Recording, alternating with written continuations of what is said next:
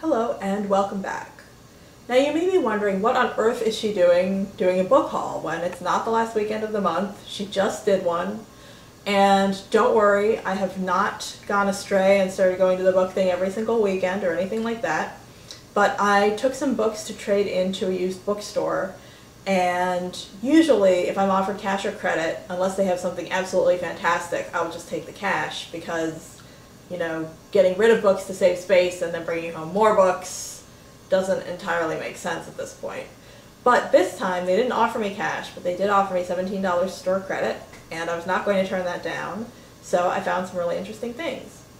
And this haul is from the Book Escape, which is a Baltimore bookstore, and this is from their Calvert Street location, in case you're curious. First I got Soul on Ice by Eldridge Cleaver. This was published in 1968 when Cleaver was serving as the Minister of Information for the Black Panther Party, and it's an autobiography come manifesto.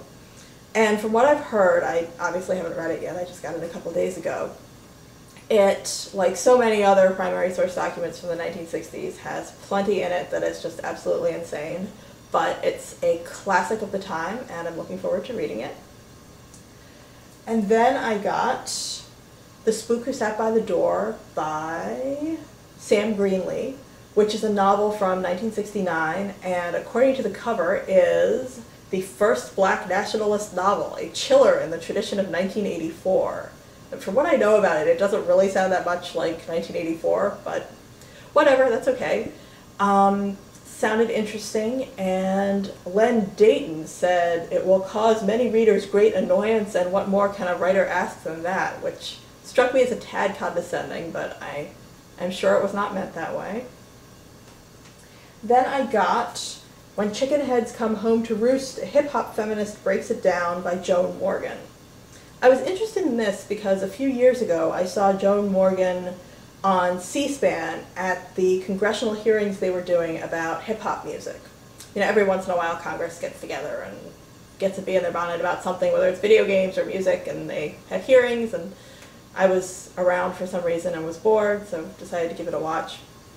And I thought she had some really interesting things to say, although I don't really remember what anybody said at the hearings at this point, but I remember seeing that she'd written a book and thinking, oh, I should read that, and several years later, I've got it, and I'm going to read it.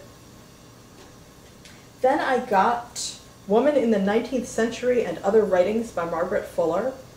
Fuller was one of the earliest American feminists, or I don't know, I guess there was plenty of feminism in America beforehand. I mean, you know, you go back to Abigail Adams and you could say she was a feminist as well, but she was one of the pioneering American feminists and was part of the Transcendentalist movement and had a pretty interesting personal life as well. So I'm looking forward to reading her writings. And last but not least, I found this on the rare and collectible shelf, and it was rare and collectible but only $5, so I decided to give it a go. This is Two Fables, translated by Christopher Morley. Christopher Morley is one of those writers who is sort of famous and was more famous in his own time, I think, than he is now. I mean, he's not one of the great classic writers who everybody has heard of, but he wrote a couple of books, The Haunted Bookshop, Parnassus on Wheels. I have Parnassus on Wheels, have not read it yet. But so he's sort of a minor classic literary figure.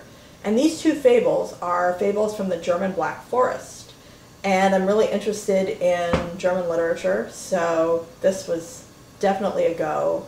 And I thought it's a really nice book too. I'll show you the inside. I'm not sure if I'm holding this up so you can see it. And just the bindings are really nice too. And it was published in 1925, so it's an oldie but goodie. And if you've made it this far, thanks for watching, and I hope you'll join me for my next video.